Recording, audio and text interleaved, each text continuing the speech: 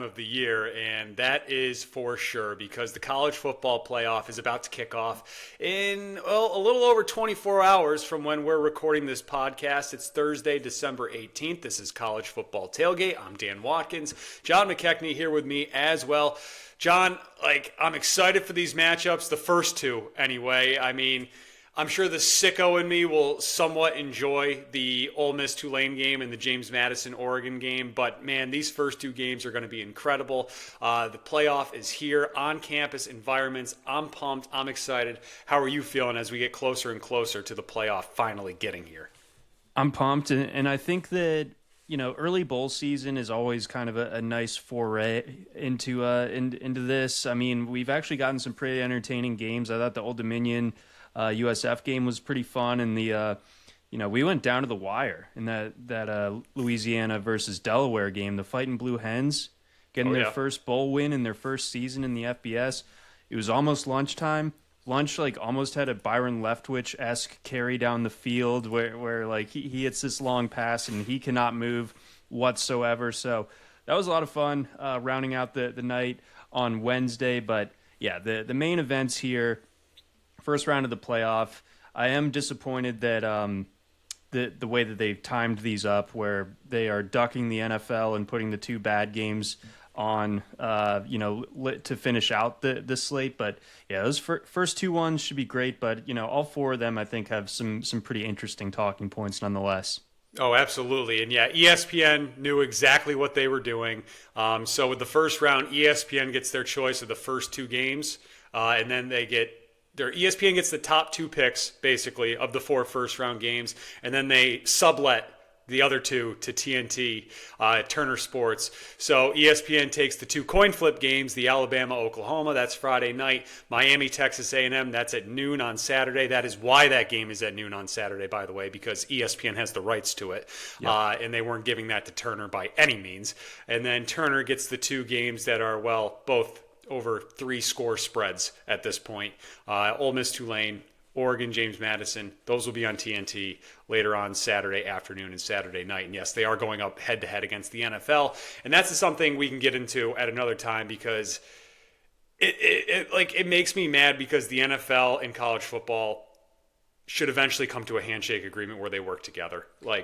This doesn't have to be adversarial, but on our Patreon we'll be talking exclusively about TV ratings in the college football and playoff. I love that. I mean, I find that stuff fascinating, but I don't think that's this podcast is necessarily the place for that right now. Maybe in the off season we can get a little more into it. But John, last year in the first round, these games were all basically just formalities. It felt like, right? So all of the home teams a year ago were favored, I think, by at least 8 points or something like that. And then you have every single home team won by the average margin of victory was close to 20 points last year in the first round. Now we do have some true coin flips in those first two games this year. What are you expecting though? Do you think do you think that holds serve again, where the home crowd is going to play that big of a factor here this weekend? Well, Alabama has come out and said, or Jeremy Bernard in particular, has said that the lighting in Norman at nighttime is bad. Okay. So we got some excuses baked in. I know it says no excuses in the Alabama football facility, but we can cross out the no and just say some or lighting excuses. But I think overall, I mean, the last two games, the ones in Oxford and Eugene, those I do feel like ring as formalities, but I do give the road teams a chance. I think in the first two, both between Alabama going to OU and with Miami going to A&M. Again, weird time for the kickoff there, 11 a.m. Local is that one. So I think that we won't. If the home teams sweep this year, we're not going to see that average margin of victory be 20 unless it's some true bloodletting that we get in those later two games. Absolutely. I mean, on one hand, I don't think Oklahoma has the ability to pull away from anybody like that, especially anybody up to this caliber of competition from here on out. But we could see that defense could force some turnovers. Alabama certainly has been turning the ball over and stuff like that, not been playing their best football as of late. And we'll break that game down here in just a few seconds. And then, A&M, Miami, I'm fascinated. I cannot wait for this one. This is the game I am looking forward to the most this weekend. And I'm sure that crowd's going to be nice and hydrated, caffeinated, whatever you want to say, early in the morning there, Saturday in College Station. But let's get right into these games here. Oklahoma hosting Alabama. It's the 8-9 matchup. This game, so when I did our rundown, Alabama was favored by 1. 12 hours later, we're doing this show. Oklahoma is now favored by 1 or 1.5. So it's just been swinging back and forth here. A true coin flip. The total still sitting 40.5, 41, depending on where you're looking. But this is a rematch here of that game from about a month ago where Oklahoma went into Tuscaloosa and beat Alabama 23-21. The Sooners had 17 points off of 3 turnovers in that game. Now, I believe Bill Connolly wrote that this was like the 5th least likely post-game win expectancy this season, according to SP+. We went into this game in depth after and broke it down. Sooner fans did not like to hear it that this might have been a lucky win for them because, well, Alabama outgained Oklahoma nearly 2-1 in that game, 406-212. They nearly tripled them in passing yards. They outrushed them, they outpossessed them, and had less penalties. Yet the final score, which is the most important metric, the most important thing, scoreboard, Oklahoma comes out on top. I look at these two teams, John, how we're shaped up going into this game, right? Oklahoma just keeps finding a way. They might be getting healthier. Alabama, meanwhile, still can't run the ball. You know, you got a top 5 run defense on the other side. And then Oklahoma's pass defense pretty good too. And Alabama's passing offense has just seemingly fallen off a cliff as of late here. But Ty Simpson needs to figure it out and get going and look more like that guy from September and October compared to the guy we've seen for the last month for Alabama to have a chance and win this game. Absolutely, because the one material change in this game is John Mateer likely being healthier. But I think as far as what we can expect in this game, you know, Ryan Grubb talked about it this week, and he's like, we've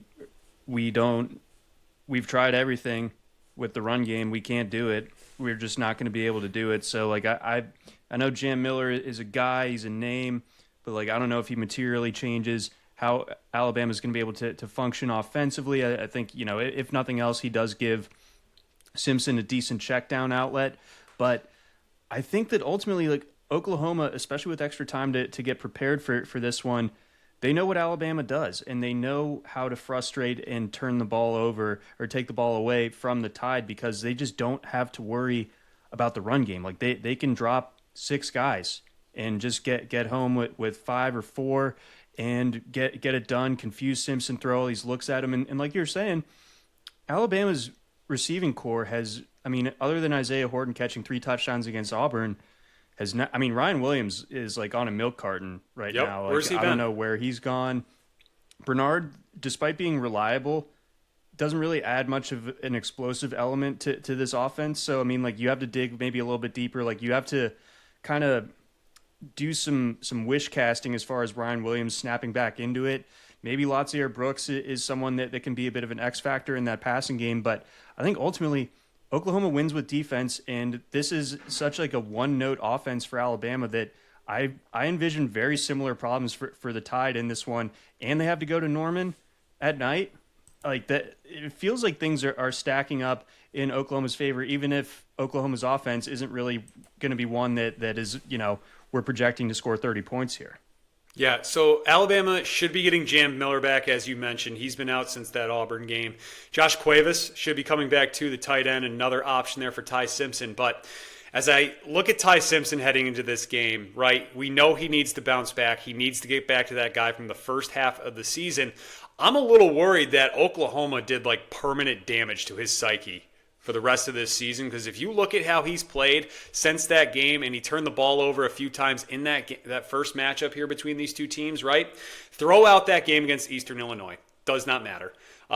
He had just 122 passing yards against Auburn in the Iron Bowl. And then he finished with 212 against Georgia, John, but I went back and looked through the box score. 141 of those yards were in the fourth quarter when they were down 28-0 in pure garbage time. So Ty Simpson has just not been good, and he and this Alabama offense need a hot start. They might need a hot start more than any other team playing this weekend. Like, Alabama needs to put up points on their first drive. I think you're right, because otherwise you run into a situation where, Oklahoma's defense starts to get confidence, starts to feel itself, and starts throwing these crazy looks at you, and like the downward pressure, the trash compactor that is the Oklahoma defense, like it is just going to make Alabama pay for it. So again, I'm skeptical that OU is going to hang an impressive number here, but I think that as far as like what post game win expectancy looks like, I think they're going to win this game, and it's not going to look like a fluke this time. Fair enough, and they're getting healthier too. Our Mason Thomas is expected to play here. He is not on the injury report. It would be the first time he's played since that Tennessee game, which I believe was November 1st, so 7 weeks ago at this point. John Mateer, we've talked about in some of our other shows leading up to the first round, should be the healthiest that he's been going in here. He just had his first 300-yard passing game, by the way, against LSU since week 1, right? That was the first time he's gone over, I think, 225 passing yards since he returned from that hand injury. They could be getting some healthy running backs back here as well with Blaylock too. So Oklahoma is getting healthier here. I'm not terribly concerned about Alabama's defense. I do think they're going to keep them in this game. Sure. It's just, what if Oklahoma finally has a second gear that we haven't seen from them, and that we've been really critical of them about for the past month here as we've led up to the playoff. Right. I know I led off with the idea of Mateer being close. This is the closest he's been to 100% in quite some time, but I didn't really finish it off. But that does at least open the possibility, I think, of Oklahoma's offense looking some semblance of pretty good in this spot. And then being at home, I think, really, really helps things. So ultimately, I think we see like a decent offensive performance from Oklahoma. I think we see a great defensive performance, and Alabama just seems like they are the walking wounded right now. I think that they've got some key absences as well here, and they just have not played well down the stretch. I'm like, if this was a Saban team under the same, set of constraints, I'd be like, yeah, I still probably lean with the Tide. But in the DeBoer era, like, I think that Alabama mystique is gone a little bit here, and I don't trust them to galvanize in this turnaround here and really change things to the point where they match up well and beat Oklahoma. Obviously, I could be wrong here, but because we've seen their A game. Their A game is very impressive, but I think there's too much wrong with the Tide right now, and I think there's too much right, particularly on the defensive side for Oklahoma, for this to go any way other than a Sooners victory. Yeah, and I can't believe I'm saying this, but with how this season's gone, and right now, as we head into the first round, do you trust Oklahoma's offense more than Alabama's going into this game? I can't go that far, even though we've been laying on the criticism, because I think that they also can't run the ball, and they really only have one guy that can make plays in the passing game, Isaac Satenya. Other than that, it's pretty abysmal. Mateer with his legs, I think gives them a different look, a different dynamic, and everything like that. But I still think Alabama is the more dangerous offense overall, but I think that this is the worst matchup for their offense versus this defense and vice versa. Yeah, it's so tough. Like, I already know this game's going to frustrate the hell out of me. Like, I can just tell going into this one that these two offenses, whether it's Alabama's play calling or just Oklahoma not being able to make plays, that it's going to be a very frustrating watch. For me, I can already tell. And then one other note on John Mateer here. He didn't have the greatest box score when these two teams played the first time. He did make some big throws when it was needed. But the most important thing he did in that first matchup was he took care of the football. He did not turn the ball over. Where, yes, he had over 300 yards against LSU, but he also had 3 interceptions. And if John Mateer has 3 interceptions Friday night, Alabama's winning this game. Oklahoma's not going to be able to... I don't think Oklahoma can overcome a negative turnover differential here against the Tide the second time around. Yeah, they can't overdo it with the idea of Mateer. Oh, he's healthy, so therefore, like, we have to change what we do on offense. Like, do what's kind of gotten you here. I know it's not always the prettiest thing, but if 300 yards comes at the cost of 3 turnovers, you're in deep trouble. Like, LSU can't make you pay for that this year. Bama still definitely can. I'm not like completely leaving them for dead. Again, I expect OU to win, but if you say that Mateer has even 2 interceptions in this game, that we could be, in the danger zone for the Sooners. All right, prediction time. What do the computers say, and what's your pick on this one for Friday night? All right, let's see. The SP Plus numbers have it as Oklahoma 24, Alabama 21. So that gives you OU and the over. FEI has it just by a decimal point here, so a little bit closer. So that's pretty interesting here. OU 21.4 to Alabama's 21.3. So both the models like the over. I am going to go with the Sooners winning this one 21-17. There it is. Okay. I'm taking Oklahoma. Give me Oklahoma at home here. Oklahoma's trying to be the first team to ever beat Bama twice in one season, or like in 130 years or something like that. That might be the entire history of the program. I don't know. I just saw the stat float out there. But I said I was going to take the under going into this game, and I was going to bet it. I haven't yet. I'm a chicken. Like, you can call me a chicken on this one. I'm not betting this game. Like, it's too much of a coin flip, and with a total that low, like, both these quarterbacks absolutely have pick six written all over them at some point that could totally swing this thing and cash that over in the last second. But I'll lean Oklahoma here solidly because this game is being played in Norman. All right, moving on. Saturday morning, Saturday afternoon, whatever you want to call it. Saturday at noon if you're on the East Coast. Miami at Texas A&M in College Station. The Aggies favored by 3.5 at home. We got a total sitting at 48.5, which I believe has come down a field goal since this number opened. John, we were talking about this one last week, and I still feel the same way. It's going to come down to which quarterback makes the big play and which quarterback avoids the back-breaking turnover. That's how I feel going into this one with Carson Beck and Marcel Reed. Yeah, and I think we have fascinating game within the game stuff on both trenches I'll get to momentarily. But yeah, I mean, down the stretch there, Marcel Reed was making pretty, like, uncharacteristic mistakes. You watch that South Carolina first half in particular. He's turning the ball over. He's getting sacked. Disastrous plays that lead to South Carolina having 30 points in a half at Kyle Field. And then against Texas, preseason number 1 Texas, by the way, the couple of interceptions. Got to give him credit for that. You got to. Maybe even double count it.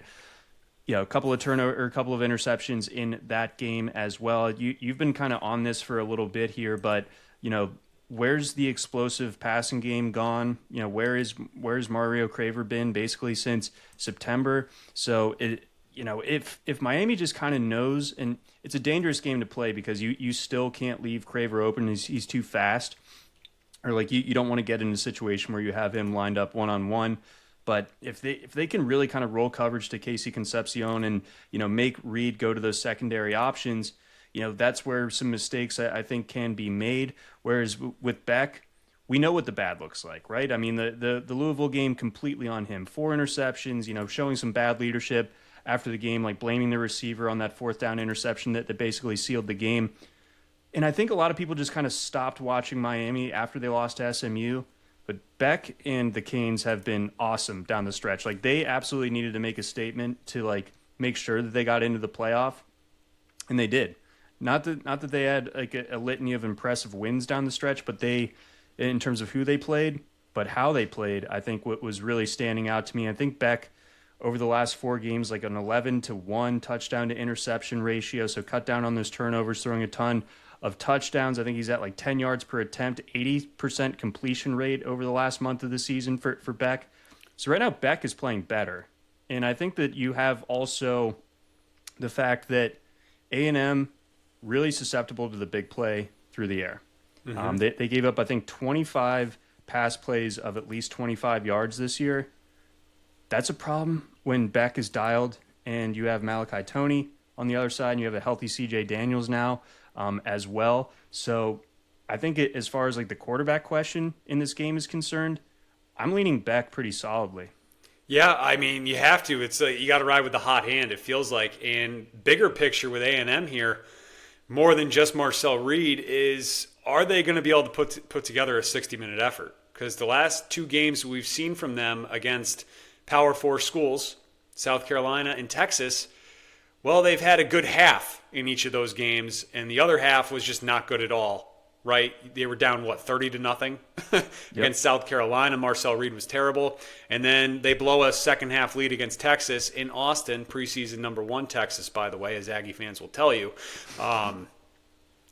And Marcel Reed had 2 picks late in that game as well. Yeah, he was trying to force and make some plays because they were playing catch-up at that point at the end of the game, but still – not a great second half for that A&M offense. If they have a bad half against Miami, I'm not sure they're going to be able to come back, because that's just going to be able to free up Ruben Bain to just kind of tee off and go after this offensive line and Marcel Reed and those other pass rushers that Miami has as well. Miami comes into this game with a top 20 ranked scoring offense, a number 6 ranked scoring defense, allowing less than 14 points per game. A&M, 14th ranked scoring offense, 41st ranked scoring defense. I'm sizing these 2 teams up, and we were so high on Miami's offensive line early on in the season. They've still played well. I don't know if they're worthy of being called the best unit in the country like we were anointing them back in October, but still, they're still playing pretty well.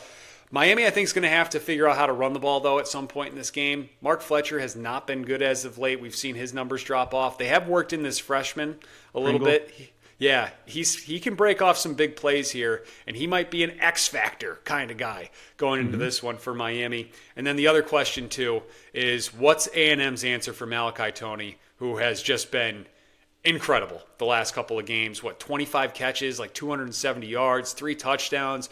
He can throw the ball, too. They're going to use him as a runner. Malachi Toney is someone that A&M's going to have their eye on every single play. He's the big guy to watch in this one. He's unbelievable, and I think that Texas A&M had the most sacks in college football this year. They had 41. That's nuts. That's amazing. But Miami only allowed 11. So whoever kind of gets the edge in that matchup, I think it's going to go a long way. And I kind of lean Miami here. I know that Beck's not super mobile, so that raises some concerns. But you can get the ball in Toney's hands, and good things are going to happen. He doesn't need to be this high ADOT type of guy like Craver on the other side. You can get the ball to him in the short intermediate space, get the ball out quick, mitigate that pass rush, give your offensive line a bit of a break there, and all of a sudden, Toney's off and running. So I think that's kind of how Miami's going to have to play it. I'm looking for a lot of quick game out of Beck to mitigate that pass rush. And I think ultimately, on the other side, I think Miami's defensive line is really nasty too. I mean, you look at their starters, each of them, I think, made an all-ACC team as an honoree, either first or second team. I think both the ends were first-teamers, Bain and the other guy, my name's escaping me, but I'm worried about Marcel Reed in that sense, and Miami's been really good at hemming in mobile quarterbacks this year. So, what Reed has been able to kind of put on the cape and get A&M out of tricky spots this year with his legs, but Miami, I think, has been really good at kind of keeping a quarterback caged in a little bit with its rush. So again, it won't be surprising, but I'm definitely leaning Miami here. Yeah, I think you kind of just hit on it too for Marcel Reed and this Aggies offense. I think for A&M to win this game, Texas A&M, I think they're going to have to play similar to how SMU played against Miami, and they're going to have to hit some big plays through the air here. Kevin Jennings had over 360 passing yards, I believe, in that game. Marcel Reed's going to have to do much more with his arm here than his legs, I believe, in this game, and that's where it comes back to Mario Craver, where you been, pal, and KC Concepcion. Those two got to step up and have big days here, or it's going to be a struggle here for this Aggies offense. A couple other stats that I do want to read out that I do think are important and could very well tell the tape of this game here.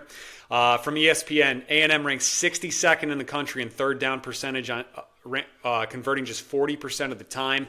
Miami ranks 9th on defense, allowing its opponents to convert at less than 30%. So Miami's very good at getting off the field. A&M ranks 111th in the FBS with a -7 turnover margin compared to Miami's 12th ranked +9. Both these teams are very highly penalized. A&M ranks 119th with 64.5 penalty yards per game. Miami's right behind them, 63.8.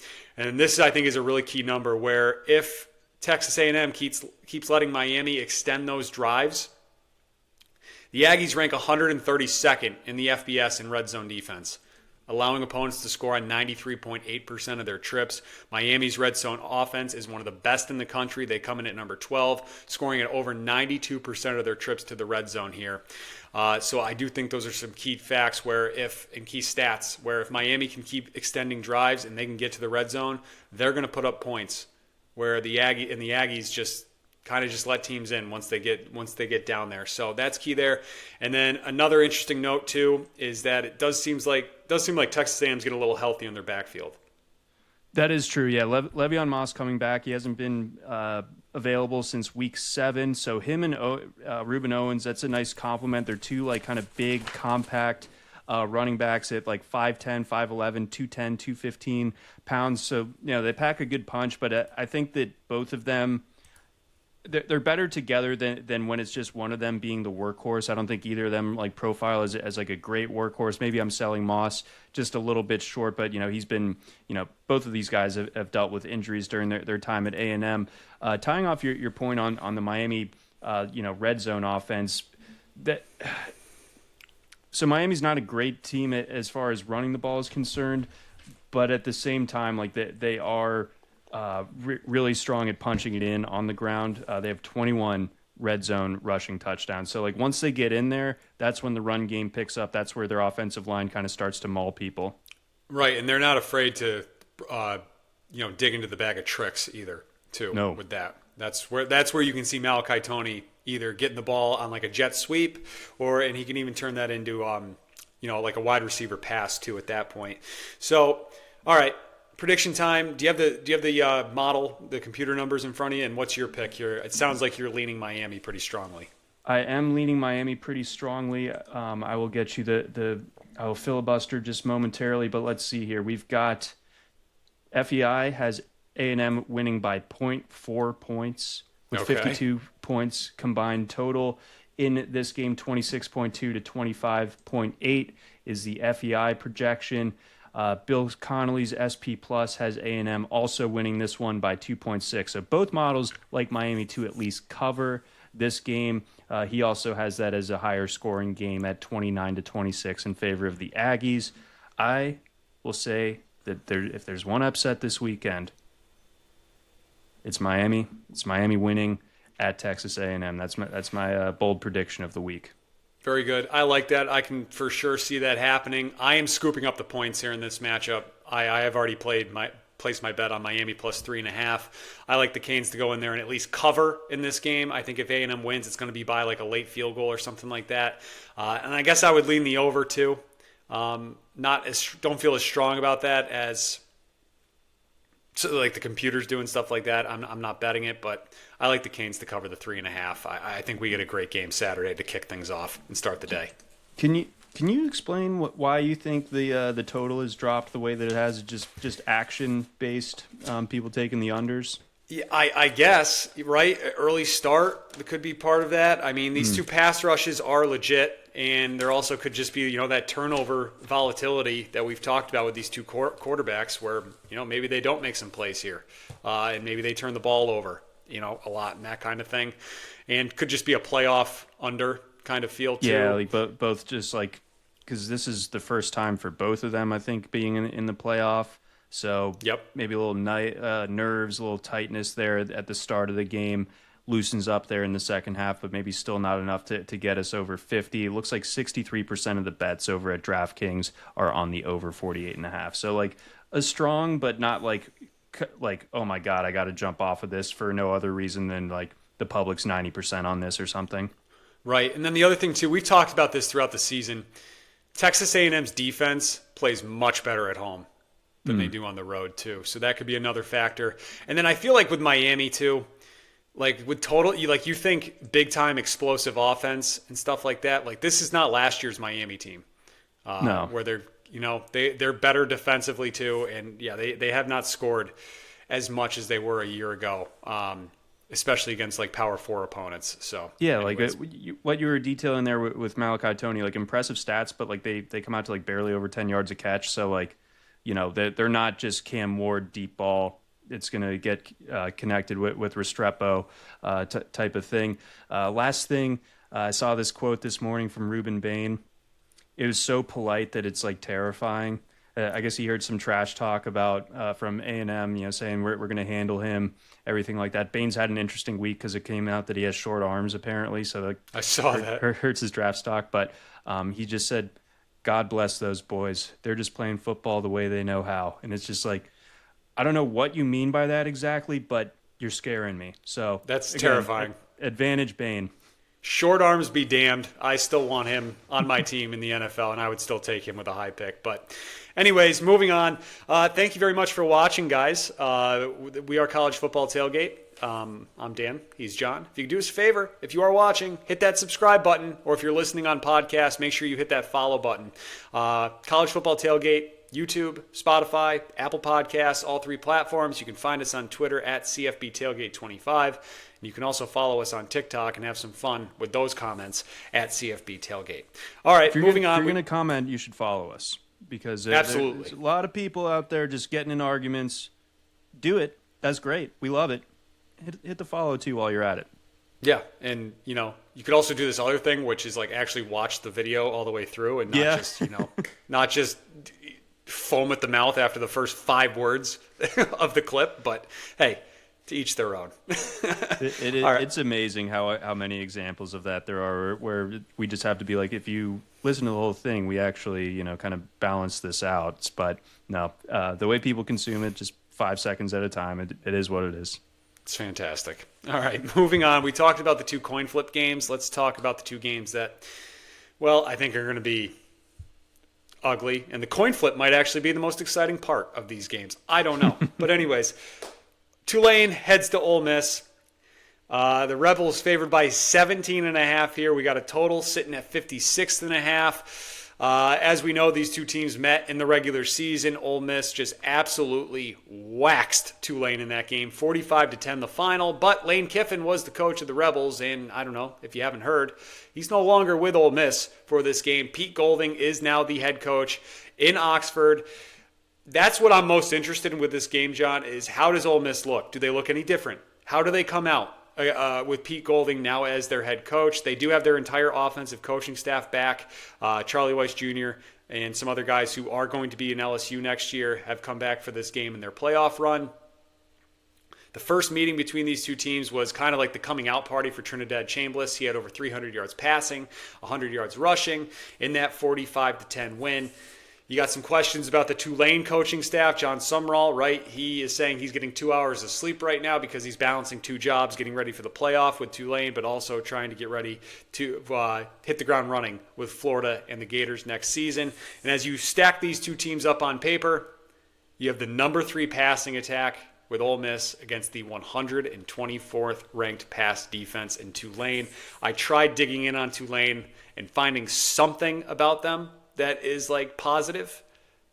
Hey, they're good in the turnover margin, number 11 in the country, plus 10. Like, that's nice. But unless Ole Miss plays some of the stupidest football that you've ever seen on Saturday, I think this is ugly. Yeah, I'm sorry to spoil it, but it's like this game is going to be a bloodbath, I think, in favor of Ole Miss. I think if there's one thing that Tulane can do, potentially, if you want to try to be like sunshiny about it, is like they could run the ball maybe a little bit against Ole Miss. Ole Miss not great against the run, but when Ole Miss is just printing points on the other side, you're not going to win by running the ball. Like, you're just not. Retzlaff, I think, was 5 for 17 in that first game. Their only touchdown came at the very end, thrown by Brendan Sullivan. So I think Retzlaff's in for a long day. Any throw that he makes, I think, is going to be in perilous danger of getting intercepted.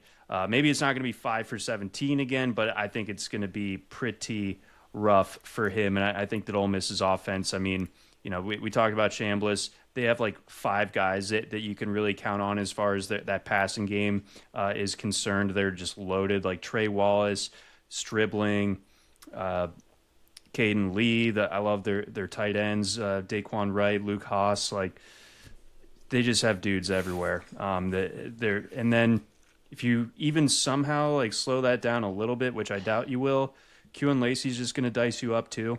So I think that this ends up being the biggest blowout on Saturday. Yeah, I would not be surprised by that. And then you also got to factor in too, right? You got a motivated Ole Miss team that wants to show like, no, we're right at that level. Like everybody's like LSU's this much better, and Lane took this great, incredible job. Which yes, I do think LSU's a better job than Ole Miss. I want to make that clear. All right, Tigers fans, if you're watching, but. Like, Ole Miss has been a great program. They've been building this thing for a few years. All these guys are still here. They have something to prove here, and I think they're just going to take out all their frustration on Tulane. Like, if I have to draw up the path for Tulane to pull off this upset, they're going to need trick plays, surprises, stupidity, and chaos to come out and get a win in Oxford. But I just don't see any of that happening because I think Ole Miss is going to be dialed in right from the get-go in this one here. So I like Ole Miss. I like Ole Miss big. I'm laying the 17.5 points in this matchup, but how about you? I think that's the way. I think that I give Tulane very little chance of them keeping this one competitive. So if you need to get some late holiday shopping done, maybe best served to do that during this game. FEI has Ole Miss only winning by 18.3, but still covering. Still covering. And the total combined points right around 58 for that one. And then Bill C has Ole Miss barely covering also at 17.9. Models be damned. I think that this one is like Ole Miss, but I'd probably be comfortable with it up to 20.5, to be honest. Yeah, alt spread could be the way to go. Get a nice little stocking stuffer for yourself with that payout if that hits. All right, one more game to get to here. James Madison heads out to Eugene, Oregon to take on the Oregon Ducks. Oregon's favored by 21 and a half. I think there's a 20 and a half out there as well. Could very well be a key number in this game. Saturday, 7:30 Eastern kickoff, 4:30 local time. The big question for me, John, going into this one is the health of Oregon, and have they've gotten healthy since we've last seen them. Now those three wide receivers with Bryant and Moore and even Evan Stewart, who we haven't seen this season, have all been practicing this week. I believe all three of them are questionable here. So Oregon's getting healthy, and if we have a fully healthy Oregon offense, I'm fascinated to see what this looks like, and if they're just going to kind of use this game as like a tune-up and get everybody up and running here.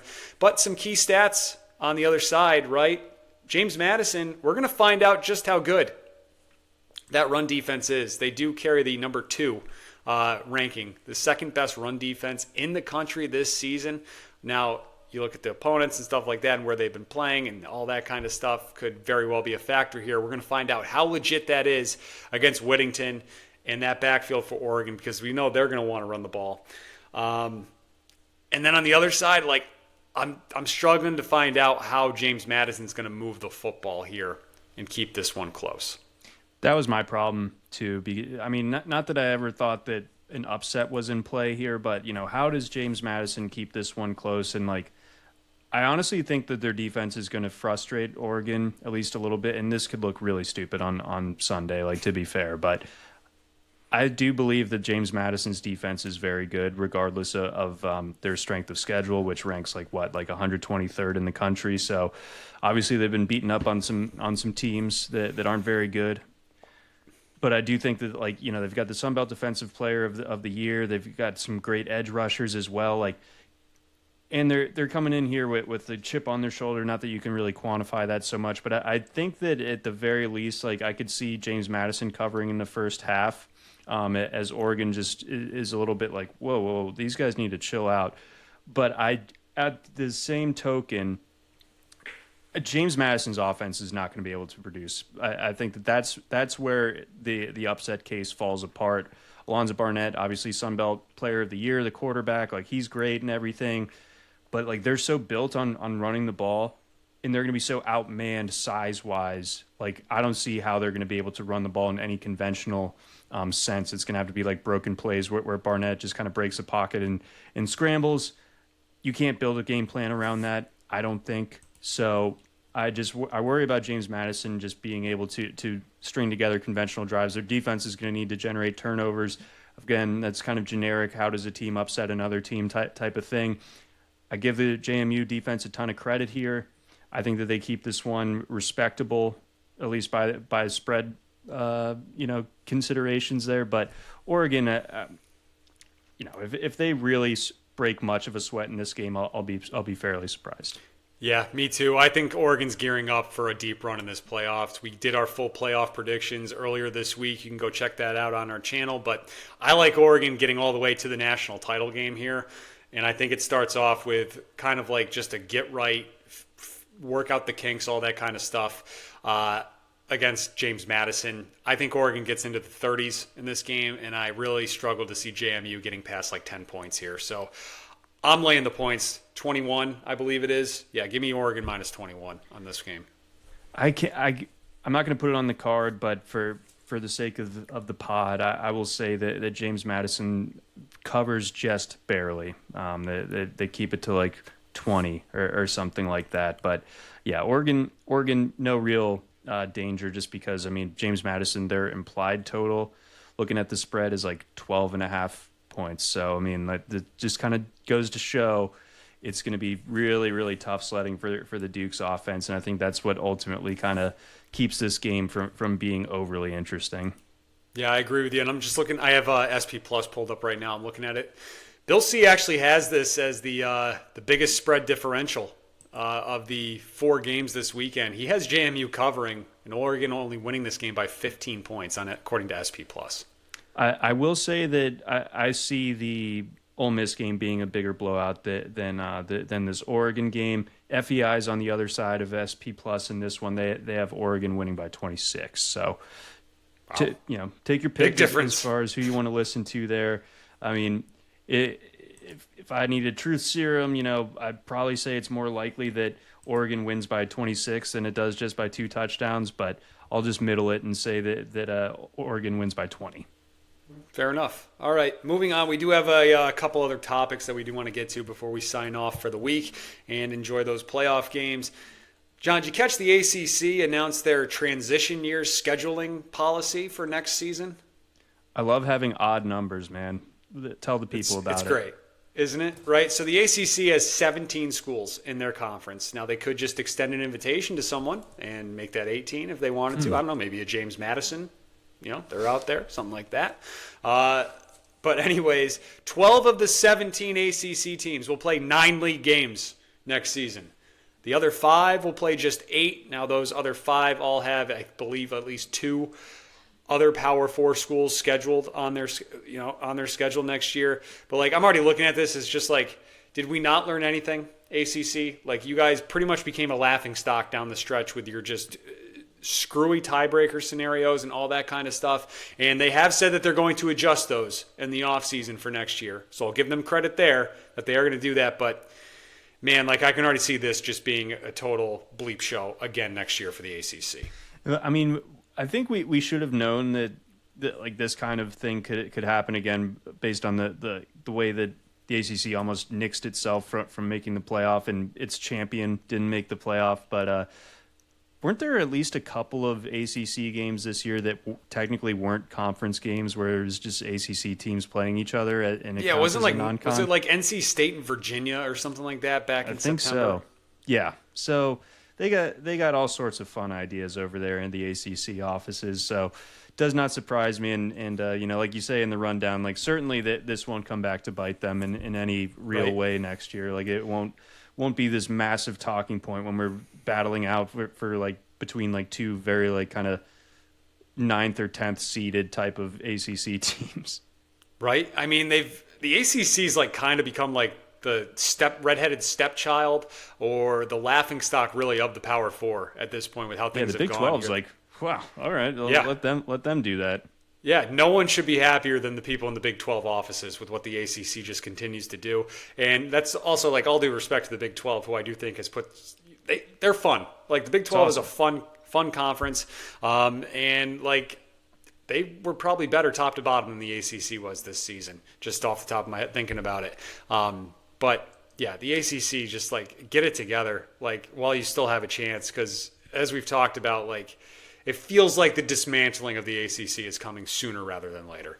Yeah, it's getting accelerated. I think all these missteps and just seeing the way in which the other 3 Power 4 conferences have adjusted to the new era, versus how they've set themselves back, like, yeah, we could be in for kind of like another, kind of massive realignment, which I don't love it, but it's just sort of like it's what's going to happen.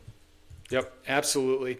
All right, so you threw on our rundown here. That's some interesting Georgia notes. So the Dogs, obviously on the bye here. They are the number 3 seed in the college football playoff. They are awaiting the winner of Ole Miss and Tulane in the Sugar Bowl on New Year's night. But there's been some interesting things on social media here that I know you want to just scratch an itch for a minute. Yeah, I mean, for your internet scrolling purposes, look up the kid at his Christmas pageant at school. They are. I'm guessing that it's either at the North Georgia-Tennessee border or just in Tennessee. But the kids are singing Rocky Top, but the kid is just standing there in the back in his red polo. Sort of looks like a 7-year-old Kirby Smart with his bowl cut, just refusing to sing along with his classmates to Rocky Top. And then video came out yesterday from outside of the Georgia practice facility. It's been kind of become like a bit of a cult thing where people will literally like tailgate on Lumpkin Street in Athens, right across from where the football facility is, just to hear Kirby Smart on the megaphone, just dog cussing his assistant coaches, players, what have you. Again, Georgia doesn't even play until New Year's. This video came out on December 17th, I want to say, and he's still just like, it's as if the national championship game is in 2 days. Like, he is just letting people have it. So check those out if you care to scroll a little bit. Absolutely. So it is bowl season, and I mean, something that's always fun is to just look at the logos here and how they've changed over the years. And you brought this up. I know this is something you wanted to talk about here, but do you have a favorite bowl logo when it comes to all these games that we got coming up over the next few weeks?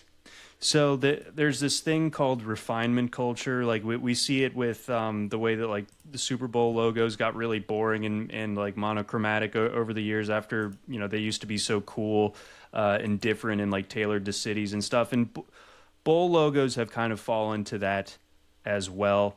But there's a few standouts that I feel like have not succumbed to the nonsense.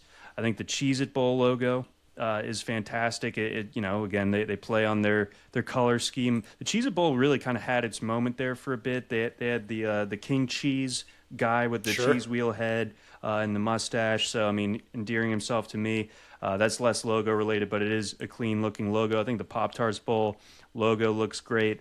New Orleans Bowl, that one's easy just because if you do something New Orleans-y with New Orleans-y color scheme, you're going to be in good shape there. So they basically they understood the assignment. So I like the New Orleans Bowl one. Rose Bowl, classic. That's one that just kind of is time immortal. But I got to give my shout out to the Rate Bowl, which is out in the desert, because that one just has a cactus, but the cactus is shaped like a goalpost. Now that's how it's done. You take a little bit of theme of where the game is being played, you footballize it, there you have it. So brilliant graphic design on that one. Graphic design, not my passion necessarily, but when it comes to bowls, I like to appreciate them. And the Rate Bowl has it.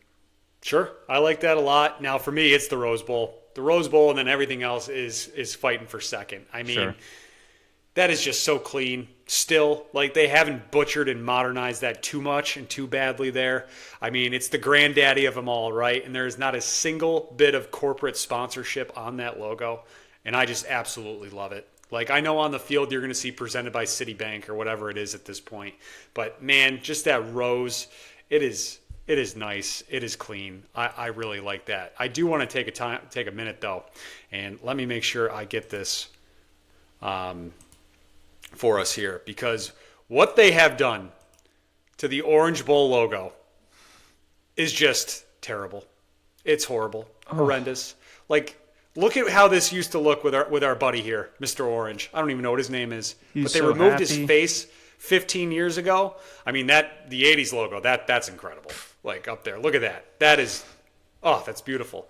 But then, like, just the FedEx Orange Bowl, right? I know Capital One and, like, the credit card companies have taken it over, so maybe FedEx somehow has the rights to the smiley face on the orange. But, man, that was a classic. Another one, right, that's been butchered because of, corporate sponsorships and all that kind of stuff. The Fiesta Bowl. Like, remember when it was the bowl of chips, right? Because it was Tostitos. It's VRBO now. Obviously, I don't know, but you can have chips at your rental house, right? Like, get some chips in there somehow. We need it a little bit. It's got to be a Fiesta. Come on. And there's nothing more Arizona than like renting a VRBO. Like that's what you go there for. Sure, absolutely. Been there, done that myself. It's a fun time. Yeah. Highly recommend if you have not. All right, let's wrap things up with our best bets, right? Okay. College football playoff, round 1, best bets, and any other bowl games this weekend, John. What's your card looking like? All right, my card is as follows. Give me Miami on the money line. Canes with the upset in Aggieland. Miami beats Texas A&M straight up. I don't even need the points. They're going to win. Give me Ole Miss minus 17.5. Give me Oklahoma on the money line as well. So those are the 3 official playoff plays for me. I'm leaving the JMU one off the card. Cowardly, I know, but that's just how I'm going to do it. I also like UNLV minus 4.5. And I'm still, if you listened earlier this week, I'm still on UConn. Again, pay attention to any opt-outs there, but UConn against Army, I think they're getting like 7 or something like that. Give me the Huskies. Yeah, and that game's not until next weekend, right? So I think you got some time. So okay, all right, we'll revisit that on Monday's show. But anyways, for me, 4 picks as well. I'm going to take the points with Miami. Give me the 3.5 just to be safe. I'm going to lay the points with Ole Miss as well, minus 17.5. I think that game's going to be a bloodbath. Same thing in Oregon, laying the points. Oregon minus 21. I think the Ducks use this game as like a springboard here to get rolling throughout the playoff. And then, as I was talking earlier this week, give me Memphis plus 5.5 taking on NC State. NC State does not play normal football games, and I expect that one to go right down to the wire. So give me the Tigers plus 5.5 there. Yeah, the NC State, that Memphis NC State game is going to be a lot of fun, but otherwise, I do like what you got cooking on your card. We're pretty much in alignment as far as at least 2 of those games go. And again, I chickened out when it came to the Oregon spread. Hey, it happens, right? I mean,